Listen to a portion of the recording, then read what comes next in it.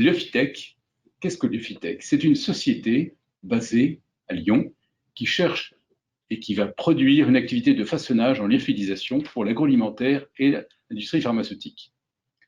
Qu'est-ce que la lyophilisation? C'est la meilleure façon de conserver des produits organiques. Mais c'est un produit qui est très ancien, coûteux et aucune innovation significative depuis les années 70. Pour donner un ordre de grandeur, un lyophilisateur statique de 90 mètres carrés, ça vaut plusieurs millions d'euros. Les coûts d'exploitation sont élevés, beaucoup de main-d'œuvre, des temps de lyophilisation longs, plusieurs jours, et finalement, une technologie réservée aux produits de très haute valeur ajoutée. Lyophilisateur dynamique, qu'est-ce que c'est? C'est une technologie qu'a inventée Liofitech qui consiste à agiter le produit au cours de la lyophilisation. On réduit les temps par un facteur 4 à 5. On réduit les coûts d'exploitation de 20 à 40%, notamment l'énergie. On a un travail en vrac, donc la main-d'œuvre est beaucoup moins sollicitée. Et la conception de l'appareil est très simple. Un évaporateur en cylindre avec un manteau chauffant, un piège refroidi à l'azote liquide et un mouvement de balancier, donc pas de joint tournant.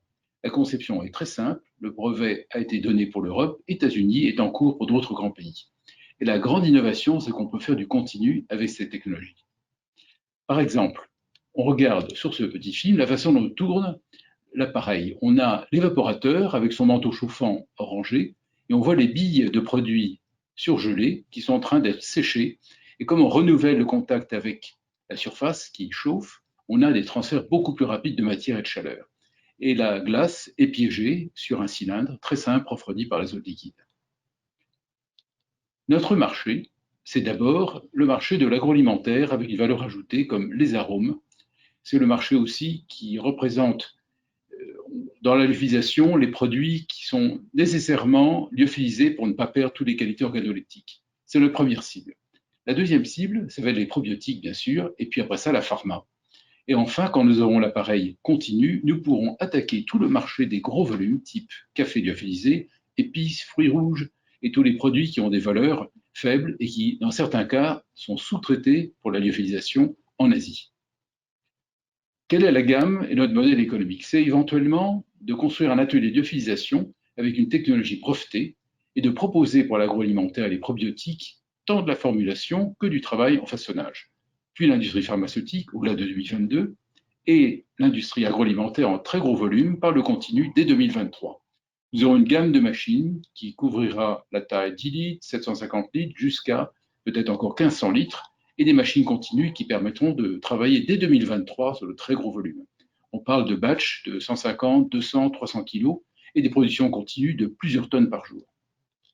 L'équipe, elle comprend 6 personnes. Le fondateur, un directeur général avec une compétence d'entrepreneur, une ingénieure CPE pour tout ce qui est procédé, formulation, un ingénieur ECAM pour tout ce qui est industrialisation, un jeune élève ingénieur pour tout ce qui est génie des procédés et une jeune assistante marketing en alternance pour le contact client, assistance, administration des ventes.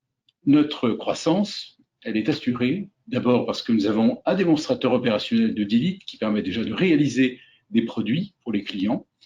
Et nous avons, dans le courant de l'année 750, dans les plans et dans les cartons, un appareil de 750 litres sur le site industriel que nous vidons en ce moment à Saint-Gilles-la-Balle. Au-delà, nous aurons 2 appareils, 3 appareils et en 2023, l'appareil technologie continue qui permettrait d'assurer des gros volumes et d'assurer une forte croissance de l'entreprise. Le financement que nous recherchons, c'est 1,7 million d'euros. Une subvention publique dans le cadre d'un concours qui est ouvert en ce moment, une levée de fonds en capital de 400 à 700 euros et bien sûr une dette auprès de banques. Nous avons 3 à 4 banques en cours qui s'élèvera de 400 à 500 euros. Et nous cherchons bien sûr un réseau auprès de grands groupes agroalimentaires et pharmaceutiques. Je vous remercie.